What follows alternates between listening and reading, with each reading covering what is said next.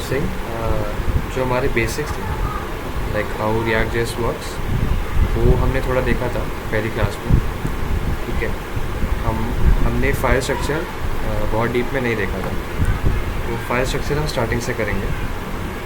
And कुछ concept जो है लाइक वर्चुअल डॉम वगैरह वो मिडल वे आते रहेंगे। ठीक है, तो उसके साथ साथ हम देखते जाएंगे। फाइन, जो बेसिक्स जो मैं कह रहा हूँ कि जो कर चुके हैं वो बस यू कैन से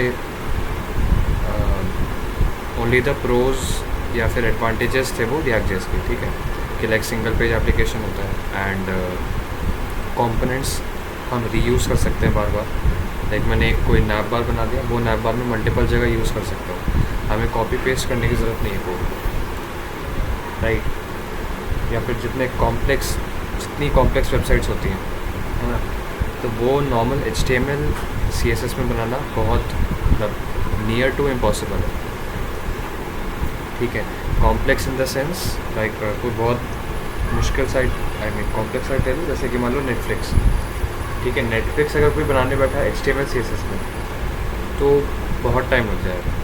या उससे भी कॉम्प्लेक्स वेबसाइट्स होती हैं, लाइक अगर आप फाइनेंस की साइट देखोगे तो उनमें काफ़ी सारी चीज़ें होती हैं, जैसे बैंकिंग वेबसाइट्स हो गई या फिर कोई स्टॉक ट्रेडिंग की वेबसाइट हो गई, इनमें बहुत कुछ होता है।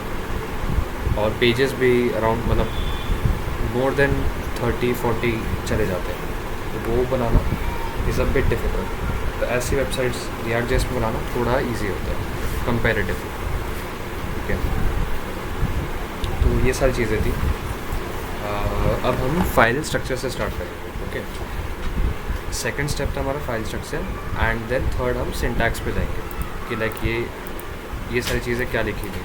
ठीक है, मतलब बहुत कुछ आपको थोड़ा बहुत फेमिलियरिटी लग रहा होगा, लाइक ये पार्ट तो HTML ही है, div header image p tag a tag, right. Function ये कुछ जावास्क्रिप्ट जैसा लग रहा होगा, है ना, क्योंकि जावास्क्रिप्ट ही है। ठीक है, तो सिंटैक्स में बाद में आते हैं, एक बार हम फाइल स्ट्रक्चर कर लेंगे। सब background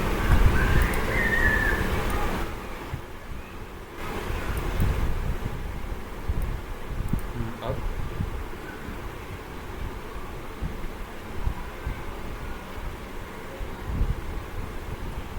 is it still come, और मेरी आवाज़ धीरे हो गई या इट इज़ ऑल्सो फाइन?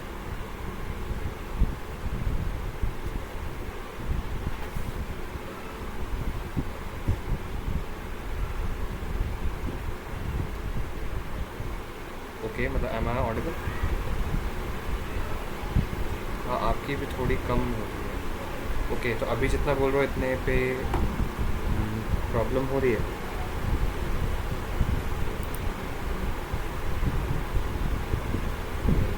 ठीक है, तो ऐसे करते हैं, मैं थोड़ा लाउड रहूँगा through out the session. Okay, ठीक है, तो now starting from the file structure of react JS project. Okay, जब भी हमने वैसे ये भी देख लिया था कि like how to initiate a React project and what are the software required for that, right.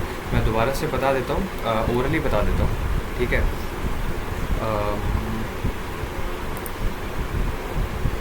ठीक है, वैसे तो the software needed for react JS was Node.js।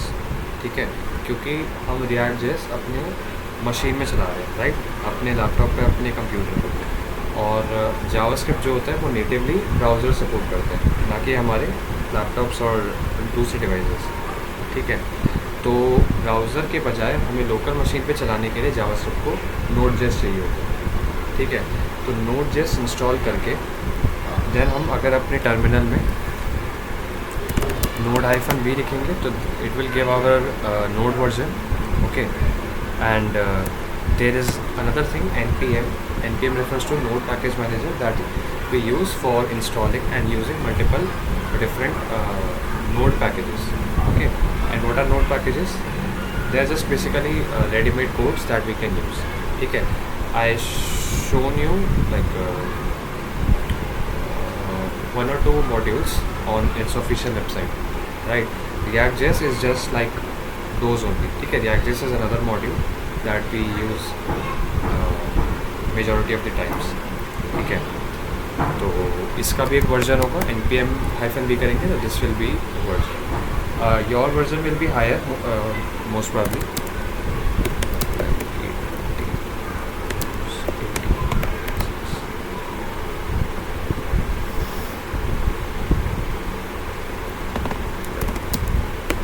Most likely you might install this version, either 18.16 or 19.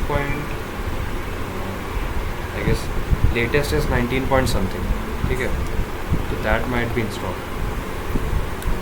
तो इतना फ़र्क नहीं पड़ेगा. This will be all npm version will be on 9.5. ठीक है, ये थोड़ा बहुत ऊपर नीचे होगा तो चल जाएगा काम. ठीक है, बहुत डिफरेंसेस नहीं आते हैं. बहुत रेयरली कुछ इश्यूज आएंगे. ठीक है, तो this will give you the version as well as this will ensure कि हाँ Node.js आपके कंप्यूटर में डल गया. ठीक है, एंड ये नॉर्मली किसी और सॉफ्टवेयर की तरह ही डलेगा. ठीक है, तो इसके बाद use npx where in the terminal, any terminal. जब भी मैंने cmd खोला था उसमें भी या फिर VS कोड के टर्मिनल में, we just have to write npx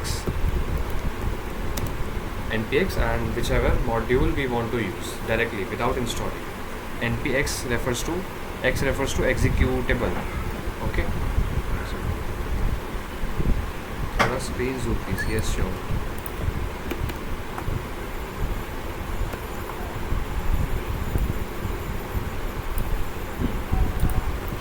So npx refer to we use it when we want to use any package directly without installing it, right? So I don't want to install React.js completely. I just want to use a create React app module, okay, developed in Node.js only or JavaScript only, that creates a React.js project. Okay, so how will it work? npx create React app and whatever app name you need to give. I mean, not app name, basically folder name, like this React.js folder, React-Node.js. If we write here React.js 2, so it will create a React.js 2 folder, and inside that folder there will be all the files required for React.js project. Okay, this is a basic command for installing React.js. Fine. Now coming to the folder, file structure. Okay, this React.js, all the folders and files are by default given by the React.js package. Okay, starting from node modules. Node modules is just a folder that contains all the required modules that is needed to run React.js on our local machine. ठीक है, अगर आप इसको खोल के देखोगे तो there might be around more than 100 packages, right? तो ये सारे packages, package I mean just a JS file only. ठीक है, इसके अंदर रेडीमेड JS कोड होते हैं बहुत सारे, and all these ready-made codes are used by React.js to provide us the ease to code a website. ठीक है, so ये नोड मॉड्यूल्स होते हैं बाय डिफ़ॉल्ट इंस्टॉल्ड आता है. अगर नहीं है किसी प्रोजेक्ट में बाई चांस, सपोज़ आपने कहीं से किसी के गिटहब से क्लोन किया कोई प्रोजेक्ट, ठीक है, तो वहाँ पे आपको नोड मॉड्यूल्स नहीं मिलेगा, क्योंकि गिटहब पे कोई नोड मॉड्यूल्स नहीं डालता है. पुश करने से पहले कोई भी नोड मॉड्यूल्स हटा के पुश करता है, बिकॉज नोड मॉड्यूल्स जो है ये 200 MB के अराउंड रहता है. तो इतना अपलोड करना is not a very good practice. Okay, तो ये नोड मॉड्यूल्स का जस्ट छोटा सा brief. The main folders are public and SRC. Okay, these are the other files like git.gitignore is a very basic file. It tells which folders or files we don't want to upload to GitHub. Like suppose when I will share you the code after this class, right? So I don't want this node modules to be uploaded on GitHub. Every file should be uploaded on GitHub so you can clone it, but not this node modules folder. Why? Because this folder you can install yourself also. Like you will clone this folder, and in the terminal you will type the command npm install. Okay, and not in this folder, by going into this folder React.js. Okay, like cd React.js and then npm install, and this will create your node modules folder. Okay, and and we generally don't upload this to GitHub because its file size is around 200 MB or even more. Okay, जब हम और modules install करते जाएंगे, like मैंने आपको last class में कोई module का एग्जांपल दिया था, शायद काउंटडाउन का मॉड्यूल था, या आई गेस ऐसे कोई मॉड्यूल था जो शायद हमें काउंटडाउन में हेल्प करता है किसी चीज़ में। तो ऐसे ऐसे जब हम मल्टीपल मॉड्यूल्स डालते जाएंगे तो इसका साइज़ बढ़ता जाएगा, इवन 500 MB, और अगर बहुत कॉम्प्लेक्स प्रोजेक्ट है जिसमें बहुत सारे मॉड्यूल्स यूज़ हो रहे हैं तो 1 GB तक भी चला जाएगा खाली इस फोल्डर का साइज़। ठीक है, तो ये हम नहीं डालेंगे। देन तो ये चीज़ हमने गिट इग्नोर में बता दी /node modules करके कि ये नाम का फोल्डर अगर है तो वो अपलोड ना करें। सिमिलरली ये सारे फोल्डर्स ये .gitignore भी बाय डिफ़ॉल्ट आता है बन के कि इन नाम के किसी कोई भी अगर फोल्डर है या फाइल है तो वो गिटहब पे अपलोड ना करें। ओके, एंड package.json, इसके अंदर हमारे प्रोजेक्ट की डिटेल्स होती है, like in the dependencies, right, this inside this curly brace, like you can see this is basically an object only.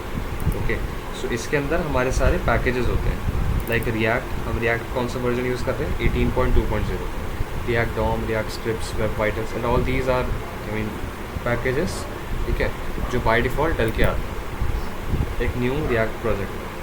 Okay, and similar to dependencies we have scripts, and inside the scripts object we have 4 lines, ठीक है, start, build, test, reject, and mainly इसमें 2 ही command हमारे use होंगे, build and start. Okay, ये scripts क्या है, ये स्क्रिप्ट होते हैं हमारे रिएक्ट प्रोजेक्ट को एग्जीक्यूट करने के लिए। लाइक अगर मैंने ये स्टार्ट कमांड यूज़ किया, ओके, तो स्टार्ट कमांड से क्या होगा, मैं यहाँ पे टाइप करूँगा npm run and whatever script I want to run or command I want to run, I'll write start, npm run start, so this will execute. If I write npm run build, then this will execute. Okay, this is just to shorten the command. Okay, and as you might assume, or you might be understanding, अगर हम start लिखें यहाँ पे तो हमारा जो react project होगा वो स्टार्ट हो जाएगा, एक लोकल सर्वर स्टार्ट होगा हमारा, ठीक है, जो हमारा फ्रंट एंड होस्ट कर रहा होगा, एंड हमारे ब्राउज़र में ये react.js ऐप चल जाएगा।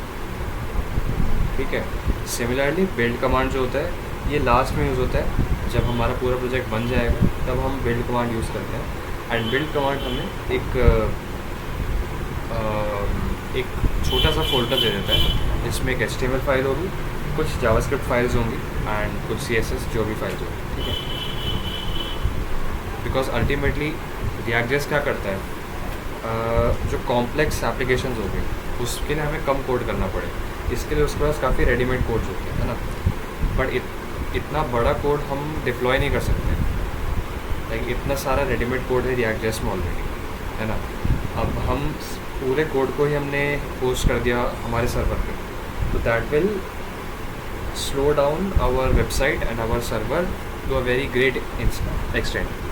ओके, इस कारण से हम नहीं करेंगे, इस कारण से हम बिल्ड करते हैं। ठीक है, बिल्ड करके इतना बड़ा प्रोजेक्ट को हम जो नेसेसरी है बस वो फाइल से एक्सट्रैक्ट कर देगा। ठीक है, एक HTML फाइल, 2 JS की फाइल्स होंगी एंड CSS फाइल्स जितनी भी होती है, एंड बाकी इमेजेस वगैरह एसेट्स ये जो भी एक्स्ट्रा चीज़ें होंगी वो सब। ठीक है, तो एंड जावास्क्रिप्ट, एंड जो मैंने 2 जावास्क्रिप्ट की फ़ाइल्स बताई, वो जावास्क्रिप्ट की फ़ाइल्स हमारा वेब पैक बंडल होता है, एक बंडल होता है जो कि लाइक सपोज़ हमारे रिएक्ट.js पे हमने कोई वेबसाइट बनाई, उस वेबसाइट पे जब कोई जाएगा, एक नॉर्मल HTML वेबसाइट पे जाता है तो क्या होता है, वो HTML पेज को ब्राउज़र जो है रीड करता है HTML कोड और वो रेंडर करके दे देता है। बट जब एक रिएक्ट.js प्रोजेक्ट होगा तो हमारे पास ब्राउज़र के पास जावास्क्रिप्ट फाइल होती है। ठीक है, index.html में तो कुछ भी नहीं होता है, अगर आप अभी खोल के देखोगे पब्लिक के अंदर index.html, इसमें बहुत कुछ नहीं है। ठीक है, अगर आपको थोड़ा याद हो, आइडिया हो, तो मैंने बताया था ये जो div है जिसका ID रूट है, इसके अंदर हम सारा कोड अपना डालते हैं। कैसे? जावास्क्रिप्ट का यूज़ करके। जैसे हमने ट्रेडिशनल जावास्क्रिप्ट में किया था, document dot create element, and फिर हमने उसको अपेंड किया था, है ना। वही सारा काम यहाँ पे होगा, बस हम वो कमांड्स यूज़ नहीं कर रहे होंगे, क्रिएट एलिमेंट एंड अपेंड, वो यहाँ पे अपने आप होती हैं चीज़ें, ठीक है। हमें सारा कोड जावास्क्रिप्ट में ही करना है बाय डिफ़ॉल्ट, और वो अपने आप यहाँ पे अपेंड एंड जो भी उसे करना है, रिमूव अपेंड या जो भी, वो खुद अपना करता रहेगा, ठीक है। इसी कारण से हमारी वेबसाइट लोड नहीं होगी कभी, जो मैंने बताया था, राइट। तो ये सारा काम होता कैसे? वो जो मैंने 2 फाइल्स बताई, 2 जावास्क्रिप्ट फाइल्स जो बिल्ड होने के बाद मिलती हैं, वो हैंडल करती हैं। मतलब उसके पास सारा HTML कोड होता है उस जावास्क्रिप्ट फाइल के अंदर, ठीक है। जैसे जैसे यूज़र हमारी वेबसाइट पे जो जो काम करेगा, वो जावास्क्रिप्ट फाइल देखती जाएगी कि अच्छा ये क्लिक करने पे कुछ हमारे व्यू, मतलब जो डॉम है, ठीक है, डॉम का मतलब क्या है, यू कैन से जस्ट व्यू पोर्ट मान लो, जो ब्राउज़र पे उसके स्क्रीन खुली हुई है, क्या उस स्क्रीन में कुछ विजुअल चेंज होना है, ठीक है। अगर हाँ, तो वो जावास्क्रिप्ट फाइल वो विजुअल चेंज करेगा। अगर उसे लग रहा है कुछ एलिमेंट लेवल पे चेंज होना, लाइक कोई एलिमेंट ही चेंज कर देना है, जैसे कोई मेन्यू था, क्रॉस दबाने पे वो मेन्यू हट जाए, है ना, तो ये एक एलिमेंट लेवल पे चेंज हो गया। तो एलिमेंट चेंज हुआ, इसका मतलब है कि HTML कोड चेंज होगा, वो भी वो भी हमारा जावास्क्रिप्ट कर देगा, ठीक है। रिमूव एलिमेंट, ऐड एलिमेंट, जो भी उसे करना है, राइट, वो सारी चीज़ें हमारी जावास्क्रिप्ट की फाइल संभाल लेंगी, ठीक है, बिल्ड होने के बाद। तो ये थे हमारे ये 2 पैकेज जेसन के कमांड्स, ठीक है। हम इनको चेंज भी कर सकते हैं अगर हमें यहाँ पे, काफ़ी लोग स्टार्ट के बजाय डेव प्रेफर करते हैं क्योंकि ये डेवलपमेंट में यूज़ कर रहे हैं, ठीक है, बट हम स्टार्ट ही रखते हैं। सो ये हो गया हमारा package JSON. Then coming to public folder, ठीक है। Public folder and SRC folder के बीच में डिफरेंस, बिफोर डिफरेंस पहले हम काम देख लेते हैं। अच्छा रुको, अगेन मेरी तरफ से नॉइज़ आ रहा है क्या?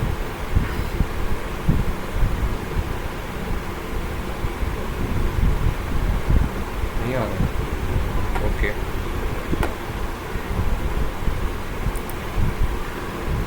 सिर्फ इंस्टॉल करना बताया था पिछले React.js के बाद। अच्छा अच्छा, ओके ओके ओके, ठीक है। वैसे मैंने अभी ये स्टार्ट और बिल्ड पूरा ही बता दिया, है ना। तो एंड फाइल स्ट्रक्चर भी मैं स्टार्टिंग से बताऊँगा, ठीक है। तो कमिंग टू पब्लिक फोल्डर, हमारी वेबसाइट का 2 साइड्स होते हैं, ठीक है। एक होता है पब्लिक, एक होता है ऑपरेशनल, या आप प्राइवेट भी कह सकते हो, बट प्राइवेट के बजाय आप ऑपरेशनल लेवल पे कह सकते हो, ठीक है। कि लाइक पब्लिक हो गया जो चीज़ें यूज़र को दिख रही हैं, ये सारी चीज़ें पब्लिक को डायरेक्टली एक्सेसिबल होती हैं, मतलब कोई भी आएगा और वो हमारे index.html देख सकता है, ये लोगो भी देख सकता है, ठीक है।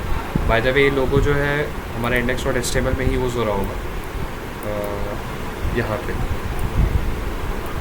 ठीक है। ये एप्पल टच आइकन,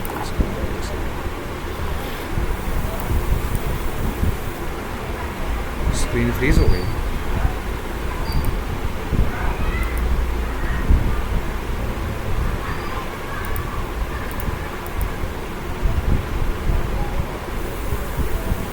अभी बताओ।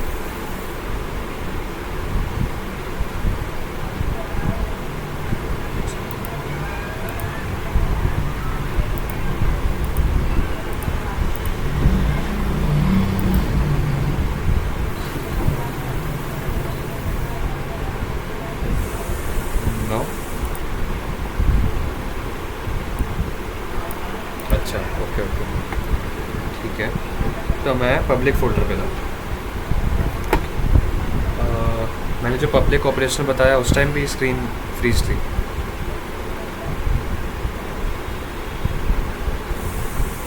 अच्छा ओके ओके, ठीक है। तो देखो हमारी, मैं दोबारा से वहीं से स्टार्ट करता हूँ। हमारी वेबसाइट के 2 पार्ट्स होंगे, एक पब्लिक और एक ऑपरेशनल, या उसे आप प्राइवेट भी कह सकते हो। पब्लिक तो ये फोल्डर ही हो गया, ठीक है। ये वो फोल्डर है जिसके अंदर का जो जितना कंटेंट है, index.html हो गया, ये इमेजेस हो गई, लाइक ये इमेज, ठीक है। ये सब पब्लिक को एक्सेसिबल होगा। पब्लिक को एक्सेसिबल का क्या मतलब है, जब हम ये वेबसाइट को होस्ट करेंगे तो डायरेक्टली वो जो भी हमारा URL है /index.html या /fafican.ico या /logo192.png ऐसे करके, और ये सारी चीज़ें डायरेक्टली देख सकते हैं, ठीक है। बट SRC के अंदर जो चीज़ें होंगी हमारी, वो पब्लिक नहीं देख सकती। वो हमारी वेबसाइट सपोज़ किसी यूज़र ने खोल रखी है, तो बैकग्राउंड में क्या क्या चीज़ें हो रही हैं वो हैंडल जो भी कोड करेगा, वो कोड हमारा SRC के अंदर होता है। लाइक जितना भी लॉजिकल कोड होता है हमारा, ठीक है, क्योंकि हमें कोई भी कोड पब्लिक को नहीं दिखाना डायरेक्टली, ठीक है, कि लाइक बटन क्लिक होने पे क्या हो रहा है, वो चीज़ हमें उन्हें क्यों दिखाना है, ठीक है। उन्हें मतलब होना चाहिए बटन क्लिक करने से, ना कि जो कोड रन हो रहा है इसके पीछे उससे, ठीक है। तो हमारा सारा कोड का लॉजिक SRC के अंदर होता है, ठीक है। पब्लिक के अंदर सिर्फ 2-3 चीज़ों में हमें काम आएगा, ठीक है। फर्स्ट हमारा कोई एसेट स्टोर करने में, ठीक है, एसेट इन द सेंस कोई भी मीडिया फाइल, ठीक है, इमेज, वीडियो, ऑडियो, कुछ भी, इसको हमें पब्लिकली एक्सेसिबल बना के रखना, ठीक है। पब्लिकली एक्सेसिबल बनाने के काफ़ी रीज़न हो सकते हैं। लाइक सपोज ये लोगो देखो, ये लोगो इन्होंने पब्लिक में डाल रखा है। ऐसा क्यों?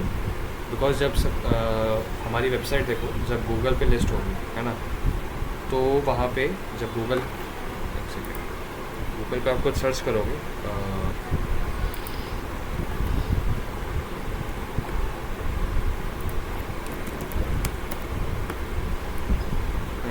तो ये देखो वेबसाइट्स की लिस्ट आ रही है एंड साथ में इनका लोगो भी आ रहा है, राइट। तो ये लोगो कैसे आ रहा है, जो गूगल है, गूगल इस वेबसाइट से लोगो मांग रहा होगा, उसका टाइटल मांग रहा होगा, यहाँ पे उसका URL मांग रहा होगा एंड उसका डिस्क्रिप्शन मांग रहा होगा। ये सारी चीज़ें अगर उसे पब्लिक फोल्डर में नहीं मिली तो वो दिखाएगा क्या यहाँ पे, है ना। तो ये सारी चीज़ें हमें पब्लिक फोल्डर में डाल के रखनी चाहिए ताकि वो खुद वेबसाइट से स्क्रैप करके डेटा ले ले। ओके, तो इस टाइप की कुछ चीज़ें पब्लिक फोल्डर में होगी एंड index.html हमारा बाय डिफ़ॉल्ट पब्लिक फोल्डर में ही होता है, ठीक है। एंड यही हमारी वेबसाइट का यू कैन से अल्टीमेट स्टार्टिंग पॉइंट है, ठीक है।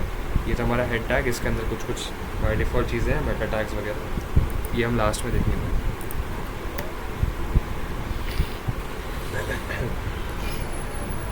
एंड बॉडी के अंदर हमारा ये जो रूट वाला डिव है, ठीक है, इस डिव के अंदर हमारी सारी वेबसाइट आएगी। ओके, अगर आप लोगों को, अभी मैं SRC फोल्डर पे आऊँगा, बट अभी मैं आपको बस बता रहा हूँ। अगर आप ये देखोगे हमारी SRC के अंदर एंट्री पॉइंट index.js होता है, ठीक है।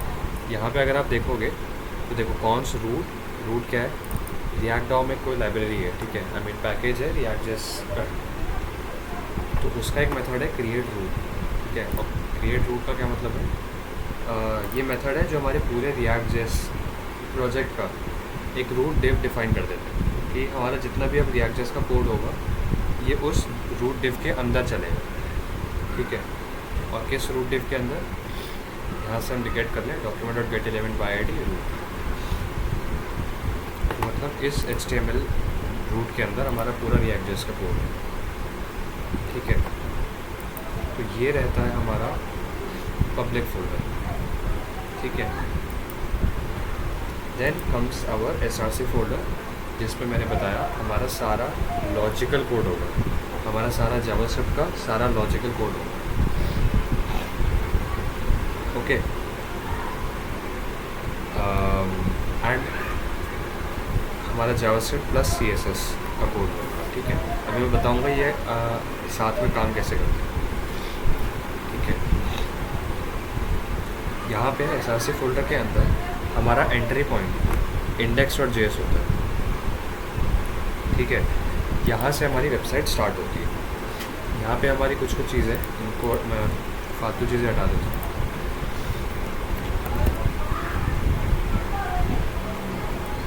ओके। नाउ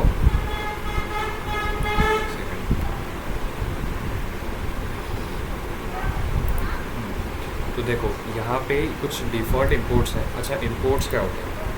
हमने नॉर्मल जावास्क्रिप्ट में इंपोर्ट्स जैसा कुछ नहीं देखा, राइट। यहाँ पे हमें जावास्क्रिप्ट में जब तक हम काम करेंगे हमें इंपोर्ट्स के साथ बहुत काम करना है, ठीक है। यहाँ पे भी हम ये सब हटा सकते हैं, इसका कोई काम नहीं है।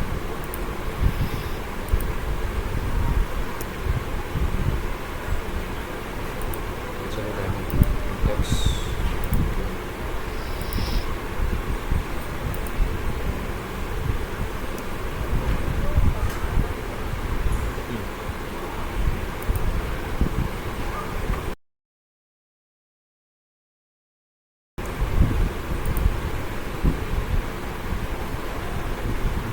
ठीक है।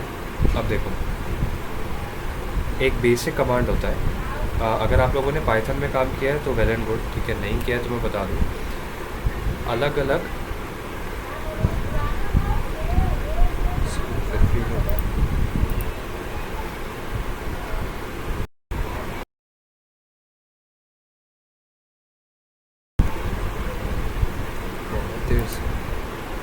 वैसे मैंने मतलब ठीक है, स्क्रीन पे भी ज़्यादा कुछ किया नहीं था।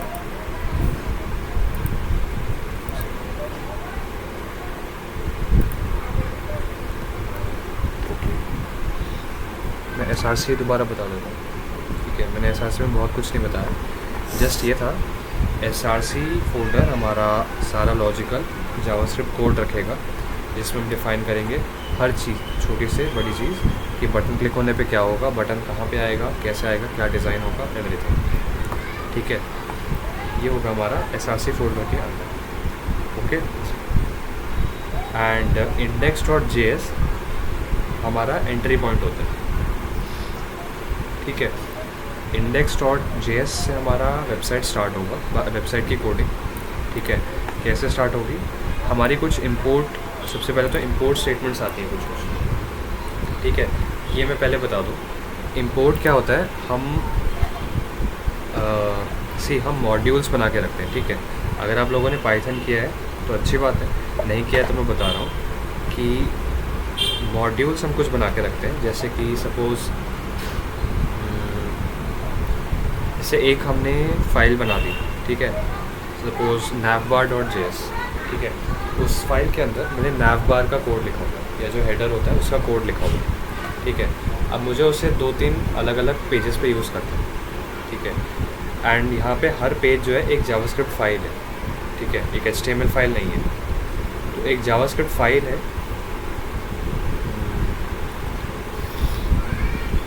जावास्क्रिप्ट फाइल है,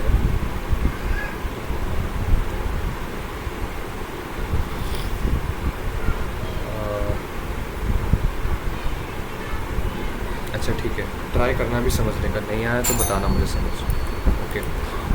तो वो जो जावास्क्रिप्ट फाइल है जिसके अंदर हमने एक कुछ भी सपोज कंपोनेंट बना रखा है, उसके अंदर से मैं navbar को इंपोर्ट करूँगा,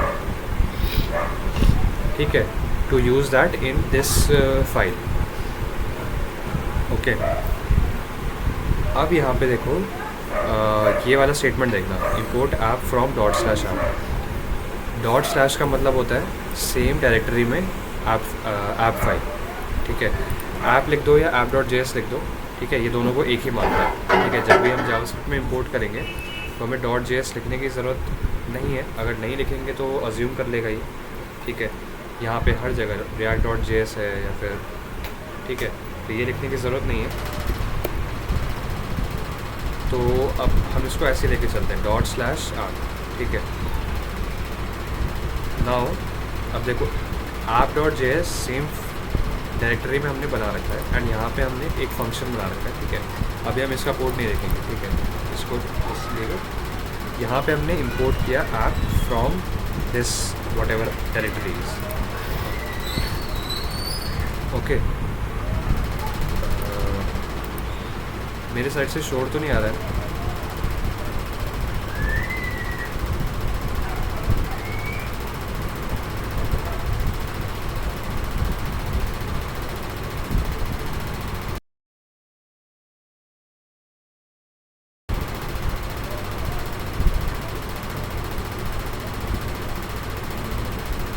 I'm audible?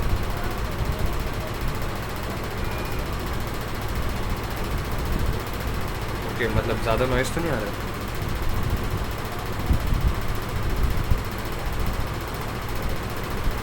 अच्छा अच्छा,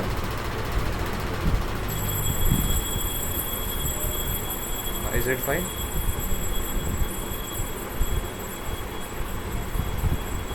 आई होप शायद अभी नहीं आ रहा होगा। ठीक है, अभी इस पर दोबारा आते हैं।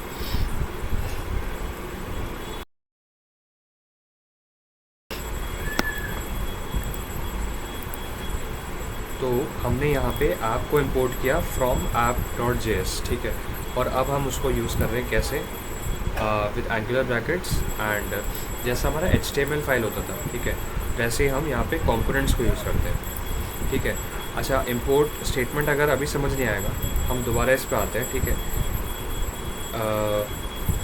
हम एक बार कंपोनेंट्स तक समझ लेते हैं, ठीक है, देन मैं दोबारा से इंपोर्ट समझाता हूँ, ठीक है, तब शायद ज़्यादा ठीक से समझ आए, ठीक है। तो देखो, ये स्टेटमेंट तो मैंने अभी बता दी कि लाइक एक हमने रूट एलिमेंट क्रिएट किया, ठीक है। कैसे क्रिएट किया? रिएक्ट डॉम एक लाइब्रेरी है, ठीक है, जिसके पास एक मेथड होता है क्रिएट रूट का, ठीक है। ये फंक्शन क्या करता है, फंक्शन या मेथड वॉटेवर, हमारे रिएक्ट जेएस प्रोजेक्ट का एक रूट बना देता है, ठीक है।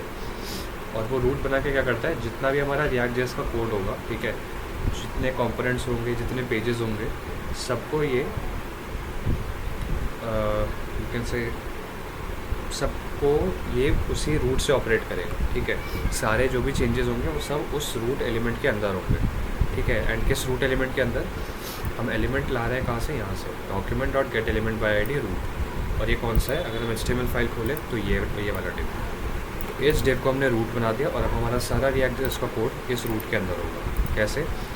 रूट डॉट रेंडर, ठीक है। रूट के अंदर एक रेंडर मेथड है। रेंडर कैसे कर रहे हैं? ये हमारा एक कंपोनेंट है, यू कैन से, ठीक है। ये कंपोनेंट कैसे है, मैं ये आपको एक बार नॉर्मल कंपोनेंट समझ लो, तब आपको ये समझ आ जाएगा, ठीक है। बस कुछ ऐसा समझ लो जैसे HTML टैग्स होते हैं, राइट, P टैग होता है, वैसे ये भी एक टैग है रिएक्ट स्क्रिप्ट में। और इस टैग के अंदर हमारा एक ऐप टैग होता है, ठीक है। और ये ऐप टैग क्या है? ये हमारा app.js, ठीक है। ऐसा हमारा कुछ फ्लो, ठीक है।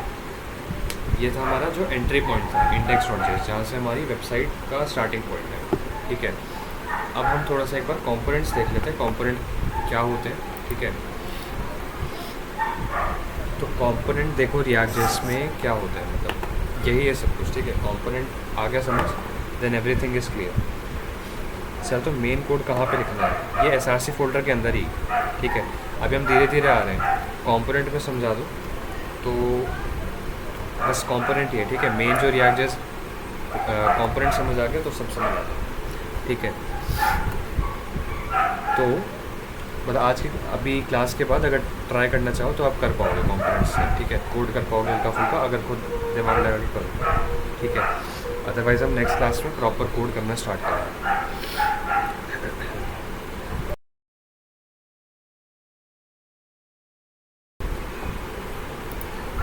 सी, अब ये देखो, what are components first of all. रिएक्ट.js में हमारी जितने भी पार्ट कह लो, पार्ट हो गए वेबसाइट्स के, ठीक है।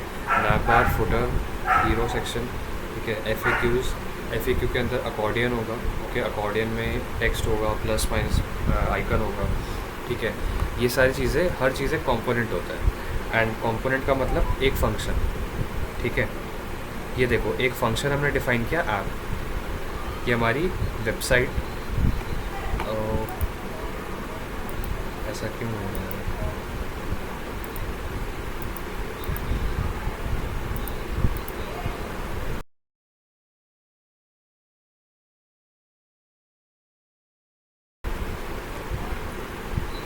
आप बार बार क्यों हो रहे हो? मुझे समझ नहीं आ रहा।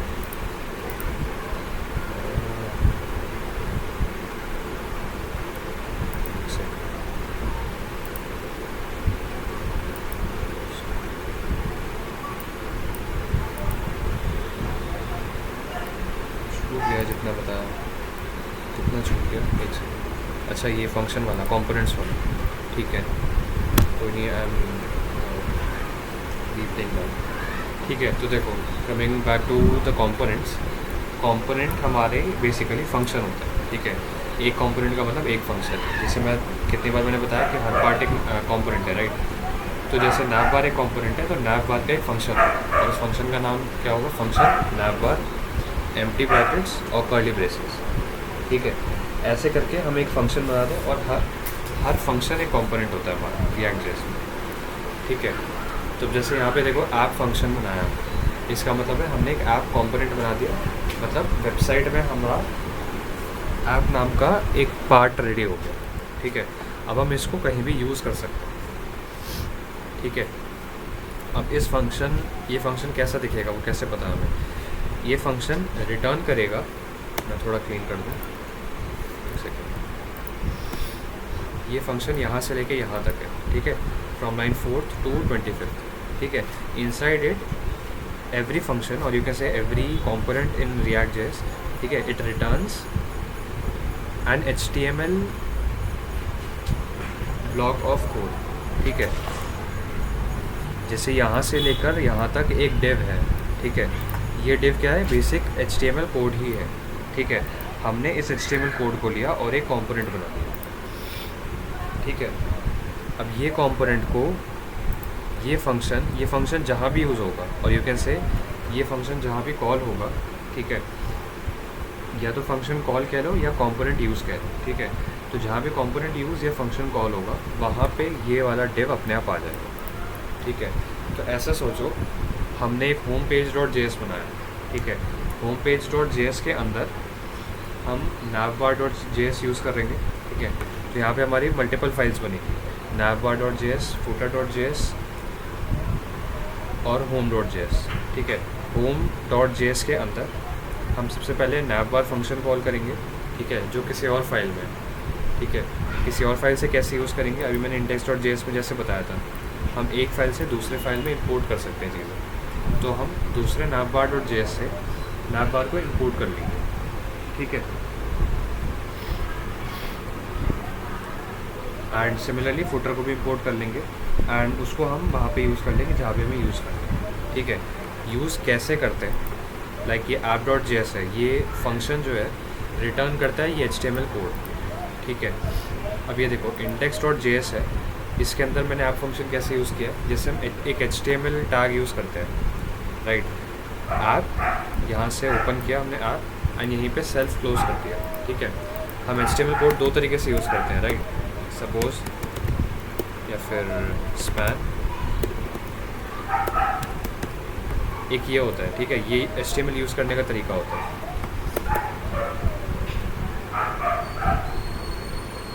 अभी आपने बनाया कि पहले से था ये? नहीं, पहले से, ये सारा वो है डिफ़ॉल्ट जो रिएक्ट जेएस का कोड होता है। ठीक है, जैसे आप बॉयलर प्लेट कोड कहते हो। ठीक, अरे यार, ठीक है, वो कोड है ये। मतलब ये डिव एक कंपोनेंट पकड़ेंगे, हाँ, एक डिव एक कंपोनेंट होगा, पूरा जो रिटर्न करता है एक फंक्शन, वो ही वो कंपोनेंट की वैल्यू होगी। ठीक है, या वो HTML कोड हो गया जो वो हर जगह रिप्रेजेंट करेगा जहाँ जहाँ हम उस फंक्शन का बस नाम कॉल करेंगे। ठीक है, इसीलिए कंपोनेंट को का रीयूज़ कहते हैं, बिकॉज हम खाली फंक्शन का नाम यूज़ करते हैं, कंपोनेंट का नाम, एंड उस वो जितना रिटर्न कर रहा है HTML कोड, वो पूरा HTML कोड वहाँ पे यूज़ हो रहा है। ठीक है सर, रिएक्ट में टेलविंड या बूटस्ट्रैप भी रन होगा? हाँ, ऑब्वियसली होगा, हम टेलविंड रन करेंगे। ठीक है, क्योंकि हमने टेलविंड सीखा है, बूटस्ट्रैप भी कर सकते हैं। ओके, बट हम कोर्स में टेलविंड लेके चलते हैं। ठीक है, और हम करेंगे, मतलब रिएक्ट के साथ टेलविंड नहीं किया तो फिर मज़ा नहीं आएगा। ठीक है, तो इस पे आते हैं। तो ये देखो, ये डिव ये रिटर्न कर रहा है ऐप, है ना। अब यहाँ से देखना, फ्लो देखना थोड़ा, ये फंक्शन यहाँ पे ऐप डिफ़ाइन किया। ठीक है, स्क्रीन अगर लगे कि फ्रीज़ हो रही है तो उसी टाइम बता दो। यहाँ पे हमने एक्सपोर्ट डिफ़ॉल्ट ऐप एक ये स्टेटमेंट यूज़ करी। ये स्टेटमेंट हम हमेशा यूज़ करेंगे जब हम कंपोनेंट, किसी भी कंपोनेंट, ठीक है, जब मैं कंपोनेंट बोल रहा हूँ मतलब वो एक फंक्शन है जो रिटर्न करता है एक HTML कोड। ठीक है, तो जब भी हम किसी कंपोनेंट को रीयूज़ करना चाहेंगे किसी और फाइल में, तो हम उसको एक्सपोर्ट करेंगे, ठीक है। Export default app, okay. Export default app का क्या मतलब है, इस फाइल से सपोज़ हम एक ही फाइल में 2 कंपोनेंट्स बनाते हैं ना, एंड दूसरे फाइल में मुझे इंपोर्ट करना है app.js से ये ऐप कंपोनेंट, ठीक है। तो अब उसे कैसे पता कि ऐप ऊपर वाला करना है इंपोर्ट या फिर नीचे जो भी दूसरा फंक्शन बनेगा, दूसरा कंपोनेंट बनेगा वो इंपोर्ट करना है। तो वो देखेगा कि बाय डिफ़ॉल्ट कौन सा कंपोनेंट एक्सपोर्ट कर रहे हो, वही वाला कंपोनेंट वो वहाँ पे इंपोर्ट कर लेगा। लाइक इसने ऐप, हम यहाँ पे कुछ और नाम भी दे सकते हैं, लाइक रूट कंपोनेंट, ठीक है। तो हमें यही नेम यहाँ भी यूज़ करना होगा, ठीक है। अब ये देखो, हम जो ऐप, ये देखो ./ऐप है, ठीक है। इस फाइल के अंदर हम ऐप कंपोनेंट एक्सपोर्ट कर रहे हैं, बट क्योंकि हम डिफ़ॉल्ट एक्सपोर्ट कर रहे हैं, ठीक है, तो नाम से फ़र्क नहीं पड़ता है। हम रूट कंपोनेंट से इंपोर्ट कर रहे हैं बट फिर भी वो ऐप ही एक्सपोर्ट कर रहा है, ठीक है, क्योंकि वो डिफ़ॉल्ट है। बट सपोज़ मुझे स्पेसिफिकली मान लो यहाँ पे मैंने एक और कंपोनेंट बना रखा है, यहीं पे मैंने फुटर भी बना रखा है, और ये रिटर्न करता है क्या, एक डिव, और डिव के अंदर ये लिखा हुआ, ठीक है। इतना कोड ही करता है रिटर्न। एक सेकंड,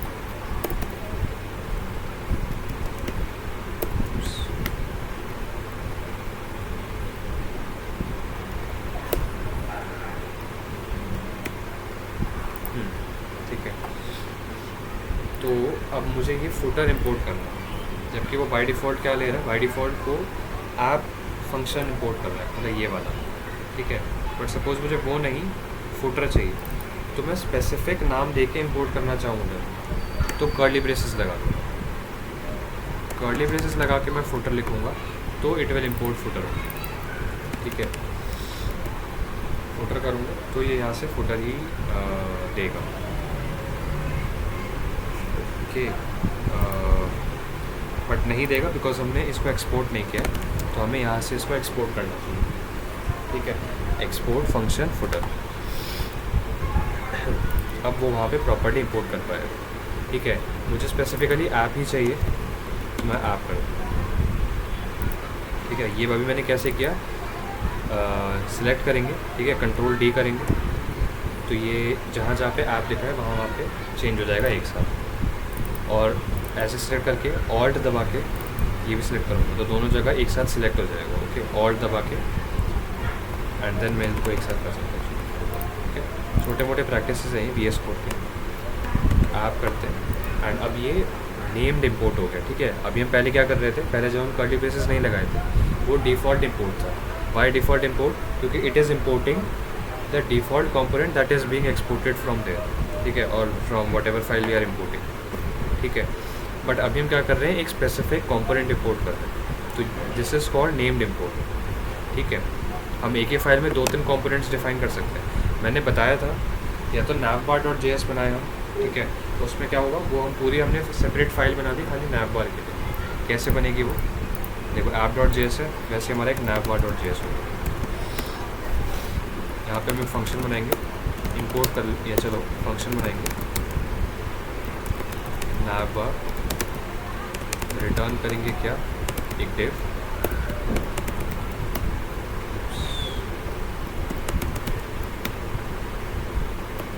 ये हमारा navbar हो गया,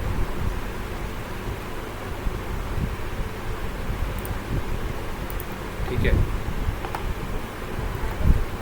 अब ये navbar को हमें सिमिलरली एक्सपोर्ट करना होगा, एक्सपोर्ट करके हम अपने, या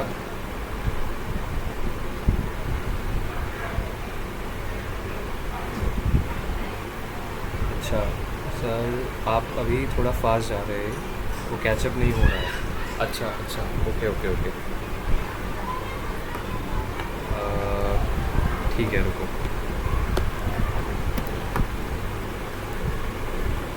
हाँ हाँ, आप इंपोर्ट एक्सपोर्ट जो मैं कर रहा हूँ,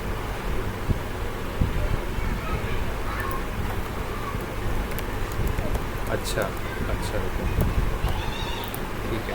एक्चुअली मैं टाइम देख रहा था तो मैं बोलते बोलते थोड़ा फास्ट हो गया। ठीक है, अगर छूट जाएगा तो हम कल कर लेंगे, कोई दिक्कत नहीं।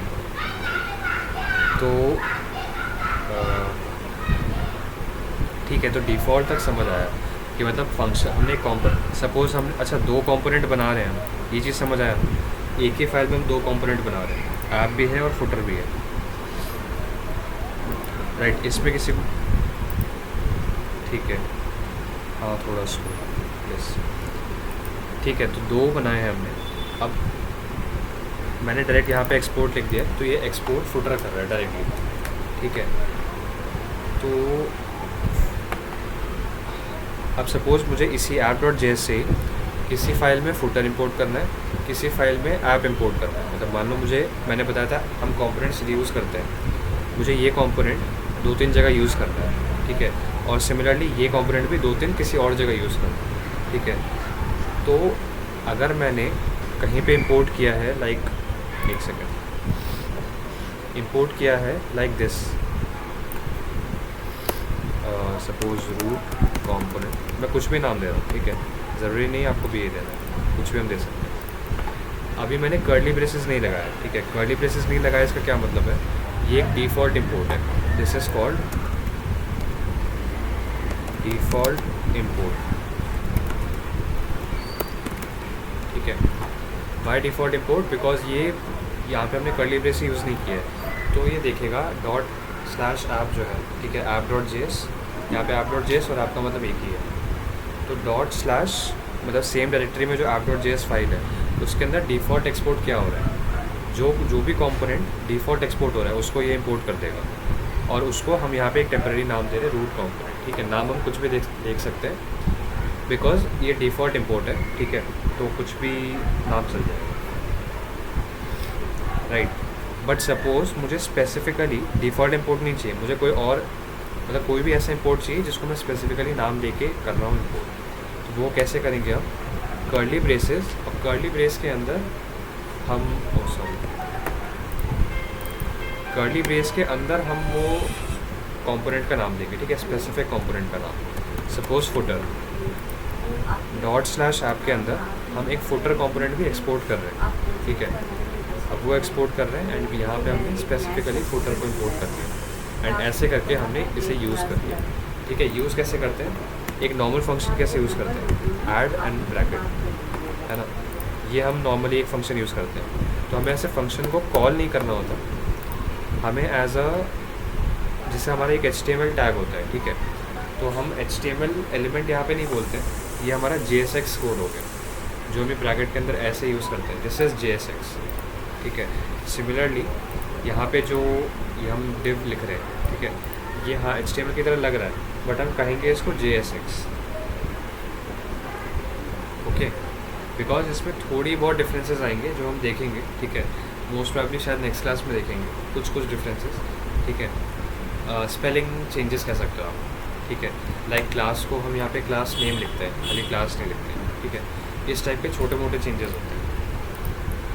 ओके, तो ये जो JSX कोड है इसको हम ऐसे यूज़ करते हैं। ठीक है, अगर कैपिटल है, मतलब समझ लो अगर हम यहाँ पे R कैपिटल है, राइट, स्टार्टिंग फर्स्ट लेटर जो है, तो आप समझ जाओ कि ये एक रिएक्ट कंपोनेंट है। मतलब ये जो है ना, ये हमारा ऑब्वियसली HTML तो हमने ऐसा कभी कोई एलिमेंट देखा नहीं है ना। हमने P देखा है, स्पैन देखा है, इमेज देखा है, सब देखा है, बट ऐसा कुछ नहीं देखा। क्यों नहीं देखा है, because this is a react component. मतलब किसी ने क्या, जिसने React.js को डेवलप किया है, जिन डेवलपर्स ने, उन्होंने इस नाम का कोई एलिमेंट बनाया होगा, कोई कंपोनेंट बनाया होगा। ठीक है, जो कुछ ना कुछ कोई डिव रिटर्न करता होगा।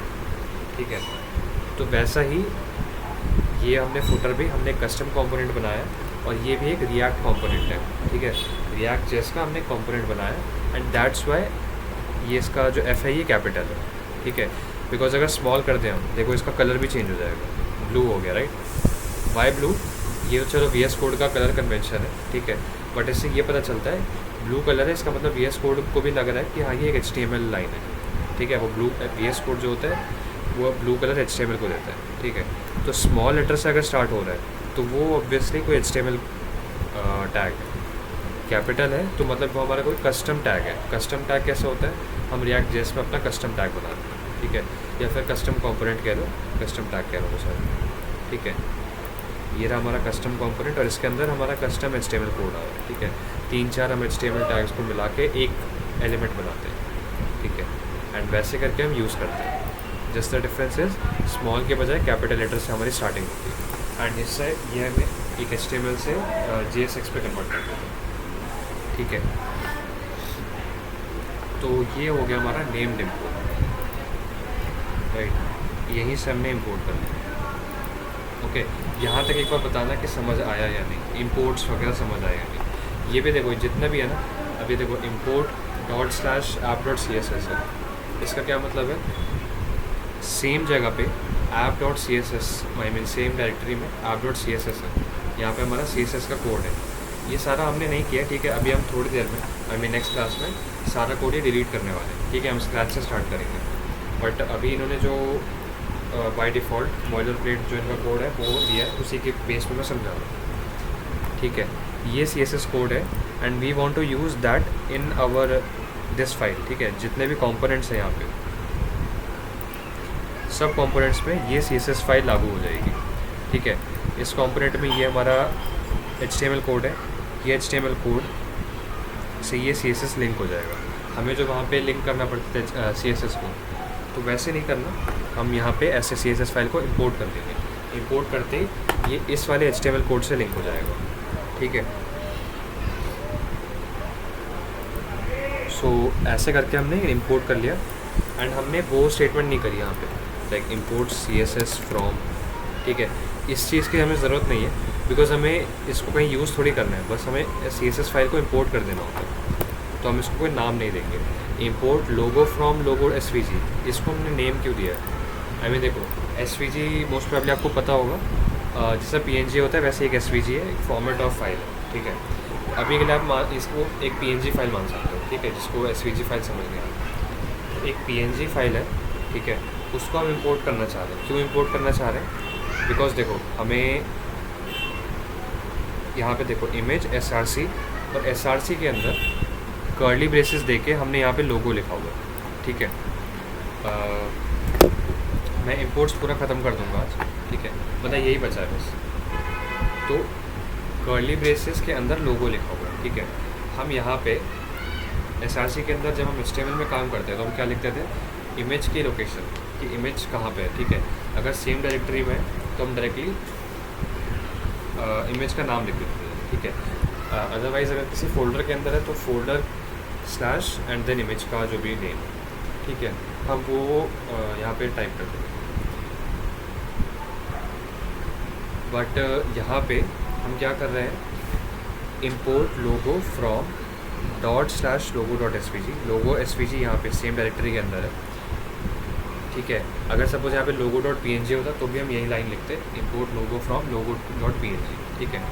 अब हम ये क्या कर रहे हैं, देखो logo.png और logo.svg ये सब तो कोई जावास्क्रिप्ट फाइल है नहीं, ये कुछ एक्सपोर्ट कर रहे हो अपने अंदर से कंपोनेंट, है ना। app.js तो एक्सपोर्ट कर रहा था, ये रहा एक्सपोर्ट, यहाँ भी एक्सपोर्ट कर रहे हैं, यहाँ पे भी एक्सपोर्ट कर रहे हैं, वो चीज़ को हम इंपोर्ट कर रहे हैं। बट PNG फाइल हो गई, SVG फाइल हो गई, JPG फाइल्स हो गई, ठीक है, कोई और वीडियो ऑडियो फाइल है, ठीक है, PDF है, ये सब तो कुछ एक्सपोर्ट नहीं करते ना, तो हम फिर भी इनसे इंपोर्ट कर रहे हैं। इनसे इंपोर्ट करने का ये मतलब है हम logo.svg को ही इंपोर्ट कर रहे हैं, ठीक है, या जो भी इमेज है, सपोज कोई hero.png है, ठीक है, hero.jpg है, ऐसा कोई इमेज है, उस इमेज को मैं इंपोर्ट करना चाहता हूँ बट एक नेम दे के इम्पोर्ट करना चाहता हूँ ताकि मैं अपने कोड के अंदर उसको विद अ नेम यूज़ कर पाऊँ। तो हम इसको ये ऐसे लिख देते हैं, import logo from ./ because same location पे, तो ./logo.svg, ठीक है। ऐसे करके हमने logo.svg या इमेज को इंपोर्ट भी कर दिया और साथ ही साथ हमने उसको एक नेम भी दे दिया, ठीक है। अब वो नेम देके हम क्या कर रहे हैं, यहाँ पे देखो बजाय हम एक स्ट्रिंग में इमेज की लोकेशन पास करें, हमने उसको एज अ वेरिएबल यूज़ किया, ठीक है, मतलब एक वेरिएबल नेम में हमने इसकी लोकेशन स्टोर कर दी है। अब यहाँ पे हम वेरिएबल कैसे यूज़ कर रहे हैं, ये भी क्वेश्चन आ रहा होगा। ऐसे यूज़ कर रहे हैं, देखो ये हमारा JSX कोड है, राइट, मैंने बताया प्लेन HTML कोड नहीं है। प्लेन HTML और JSX में बहुत माइनर डिफरेंसेस हैं। एक मैंने स्पेलिंग का चेंज बताया जो हम नेक्स्ट क्लास में देख लेंगे, ये कहाँ कहाँ पे चेंज आता है, ठीक है। जैसा कि ये देखो, एक तो आपको यहीं दिख रहा है, जैसे हम क्लास लिखते थे वहाँ पे, है ना, जब हम टेलविन कोड डालेंगे, ठीक है, क्लास नेम्स डालेंगे, तो हम वहाँ पे क्लासेस ऐड कर देते हैं, क्लास इक्वल्स टू, और स्ट्रिंग के अंदर क्लास जितनी भी होती है, यहाँ पे क्लास के बजाय क्लास नेम हो जाएगा, ठीक है। क्यों होगा? बिकॉज क्लास जो होता है वो जावास्क्रिप्ट के अंदर कुछ और मतलब रखता है, ठीक है। तो ये उससे कंफ्यूज ना करे, इसलिए इसका ये नेम चेंज करके क्लास नेम कर दिया गया है विद कैमल केस, ठीक है, N capital and C small, okay. इस टाइप के स्पेलिंग चेंजेस है, ठीक है, ये तो हम देख ही लेंगे। अदर मेजर थिंग इज़ ये कर्ली ब्रेसेस, HTML कोड के बीच में अगर कहीं भी हमने कर्ली ब्रेसेस डाल दिया तो इस कर्ली ब्रेसेस के अंदर, कर्ली ब्रेस का क्या मतलब है, ये देखो दिख रहा होगा, दिस, ये वाले ब्रैकेट्स, राइट। तो इन कर्ली ब्रेसेस के अंदर हम अपना जावास्क्रिप्ट कोड लिख सकते हैं। मैं यहाँ पे 4+4 लिख दूंगा तो दिस विल बिकम 8, तो SRC इक्वल्स टू 8 हो गया ये, ठीक है। Why? Because this is JavaScript code, ठीक है।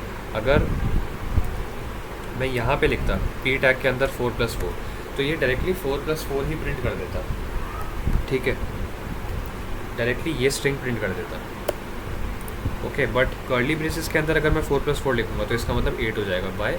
बिकॉज कर्ली ब्रैकेट्स के अंदर हमारा ये एक जावास्क्रिप्ट कोड बन रहा है, ठीक है।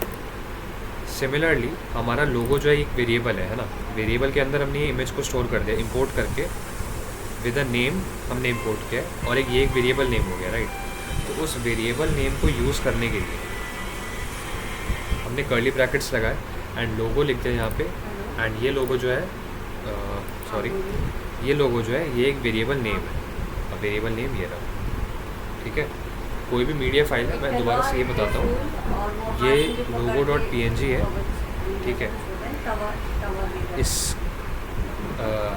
इसको हम इंपोर्ट करते हैं with a name, import any name from any media file, ठीक है।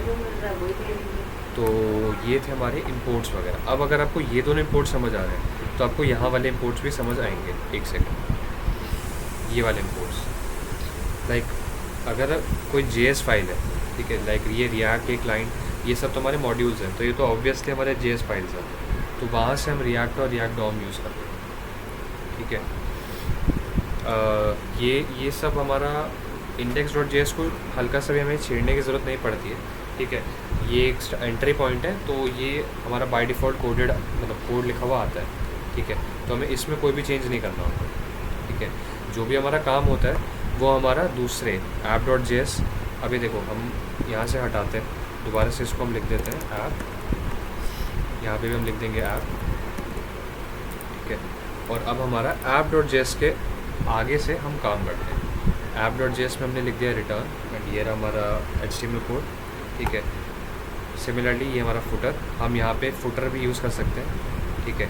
इसी HTML कोड के बीच में सपोज़ यहाँ पे हमारा हेडर ख़त्म हो गया है ना, तो अब यहाँ पे मैं अपना कस्टम फुटर एलिमेंट यूज़ करता हूँ, ऐसे करता हूँ, और हमारा ये फुटर कंपोनेंट यहाँ पे यूज़ हो गया HTML कोड के अंदर, ठीक है, यही वाला फुटर।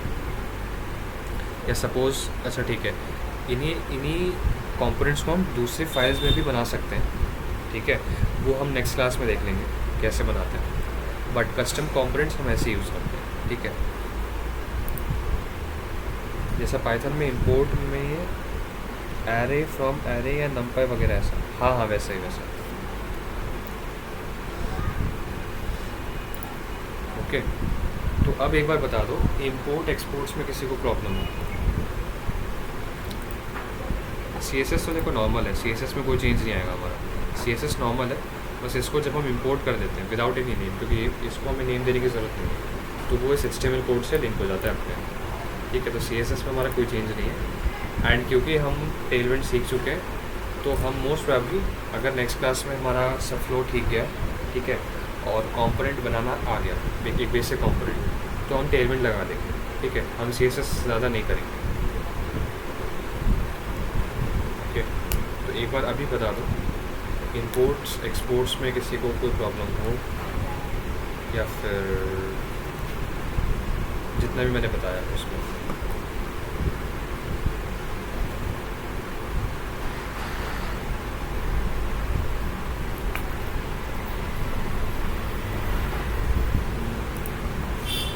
अच्छा ओके, 2 ही लोग बचे हैं, ठीक है। Okay, I don't know join करेंगे दोबारा है, तो आप ही दोनों बता दो, हामिद और विश्वा। बस आई होप शायद तुम दोनों को तो क्लियर है। हाँ, विश्वा को भी क्लियर ही होगा।